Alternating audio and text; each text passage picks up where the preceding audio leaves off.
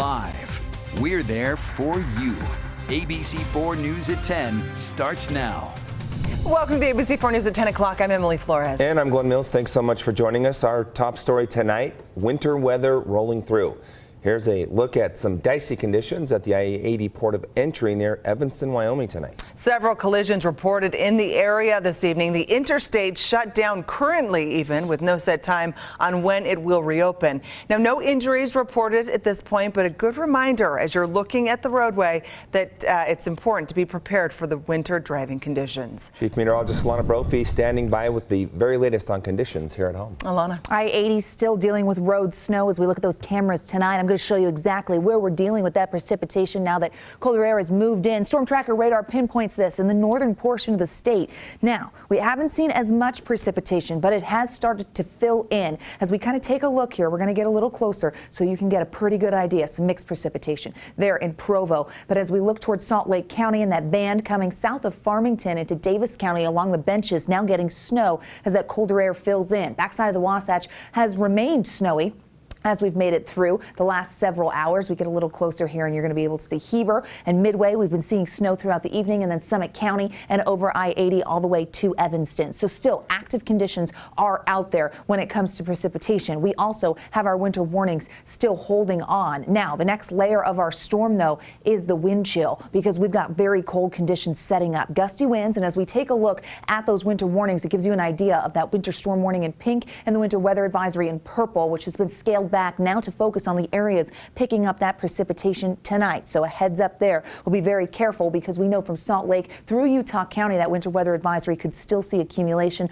through 1 o'clock in the morning. Our winter storm warning in pink, we'll see it through 4 a.m. So we're not completely done yet. Heads up there. Okay, so we know that we've got this wind chill warning that has settled in. We get cold temperatures, and then we add those whipping winds, which we've seen throughout the day, and the real feel of the temperature is going to be brutal tonight. Taking a look at some of those numbers. Real feel in Weber and Davis County, -5 to -10. Near zero in Salt Lake County, 0 to -5 in Utah County. Even colder on the northeastern side of things. And we also know that as we look towards Cache Valley, they're looking at -10 to -20. We don't typically see a wind chill warning. This is an unseasonably cold storm as we kick off winter. The solstice bringing in the storm and this Arctic blast. How long it sticks around and our next round of wet weather coming up in my full forecast in just a few moments. Glenn, Emily, back to you.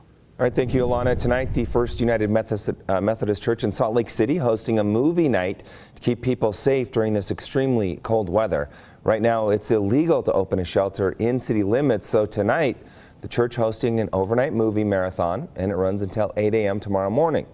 This comes just days after we learned 5 people died in the cold over the last week in Salt Lake City.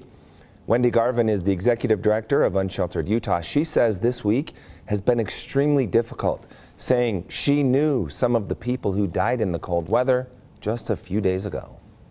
Please be kind and support this population. They are not here because they want to be. That's a myth. And they need your compassion and they need your understanding. Salt Lake City Mayor Aaron Mendenhall signing an emergency proclamation to add 95 more beds at homeless shelters after learning about these deaths. Advocates say this is just a band-aid, though, to a bigger problem. The city pausing building any new shelters, which was supposed to be temporary, but has been in effect for over a year now. We have breaking news this hour out of West Valley City, where we are learning there's a heavy police presence there. ABC4's Courtney Johns is live. Courtney, what can you tell us about what's playing out there? Yeah, Glenn and Emily, the information is pretty limited at this time. We're over at the corner of 4100 South and 4275 West. We do see a few West Valley police cars out here right now. We asked the officers if they could give us any information, and they told us that the U.S. Marshals Task Force is working on this at the time. I'm going to step out of the way, though, so you can see what we're seeing right now. You can see there appears to be a trailer that has West Valley City Police on it, as well as a couple cruisers around a home. This is right along 4100 South, which is a relatively busy street, but they have shut down the area for a couple blocks in this area. Again, at this time, details are limited on why they're out here. We're waiting to get more information on what exactly is going on, but we were told from West Valley City Police that the U.S. Marshals Task Force is involved in taking over on this, so we're hoping to get more information as we stay out here tonight. So we will keep you updated on air and online at abc4.com. Reporting live in West Valley City, Courtney Johns, ABC4 News. All right, Courtney, we thank you. New at 10, a teen dies at a boarding school in Hurricane. Hurricane City Police saying staff at Diamond Ranch Academy called just before 5 p.m. reporting a 17-year-old student was sick and collapsed. School staff were performing CPR when officers arrived, and even after medical personnel also worked to save this girl's life, the 17-year-old died. The investigation is ongoing. The cause of death has yet to be determined. Police are looking for imprisoned cult leader Warren Jeff's nephew, who is accused of kidnapping a young girl in his family. Police issuing a warrant for 54-year-old Heber Jeffs on Monday. The girl's parents asking Jeffs to care for her while they were separating. This was back in 2012, but once the divorce was final, the girl kept living with him. In August of this year, the mother trying to regain custody, but Jeffs refused. Later, the mother returning with an officer, but her daughter and Jeffs were nowhere to be found at that time. Police still looking for the two of them tonight. The young girl has not been seen by her parents since August. Not only are road conditions something to look out for in northern Utah right now, an avalanche warning in effect as well. Utah Avalanche Center issuing the warning for the Bear River Range in northern Utah and southeast Idaho. That area we just saw highlighted in the red. Avalanche experts say new snow combined with the wind, a perfect storm for avalanches. The combination of new snow and high winds just could overload the weak faceted snowpack that we knew we already had. This avalanche warning is set to expire tomorrow, but people spending time in the mountains should really be paying close attention to these warnings throughout the week. And tonight we are learning a 75-year-old skier died on a Deer Valley ski slope. Now the ski resort telling us he collapsed on the homeward bound run yesterday morning. Ski patrol responded and got him in an ambulance where we're told he died in about an hour after falling. Now his cause of death has not been released. The wait is over. People are visiting the Midway Ice Castles, which officially opened today. Ice artists have been hard at work and they're opening earlier than ever before this year. ABC4's Ali O'Rulian getting to check out all the excitement and chatting with a family who came from California.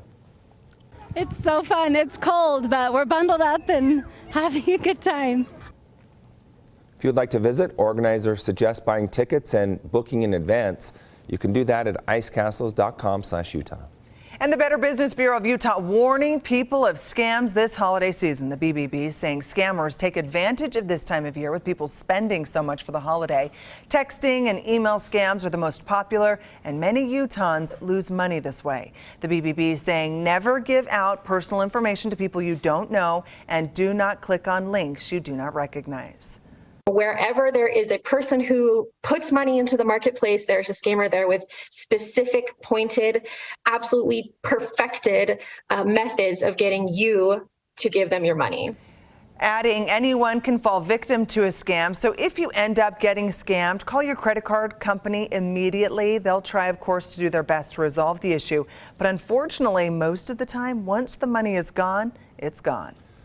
Local business offering to help clean up after Christmas. Mark Miller Subaru asking people to drop off their holiday trash at their locations in Salt Lake City and Sandy. They will recycle wrapping paper, ribbons, bows, tissue paper, and party supplies. What most people don't know is that you can't recycle wrapping paper. So if you throw wrapping paper into your recycling bin, Salt Lake County is just going to pull it back out and throw it away. And so what we do is we're able to take it to a place called TerraCycle. Miller says TerraCycle specializes in hard to recycle waste and turns wrapping paper into usable items, similar to the benches in their Subaru locations. You can drop off your items the week after Christmas. All right, coming up, President Biden welcomes Ukraine's President Zelensky in a surprise visit to the White House.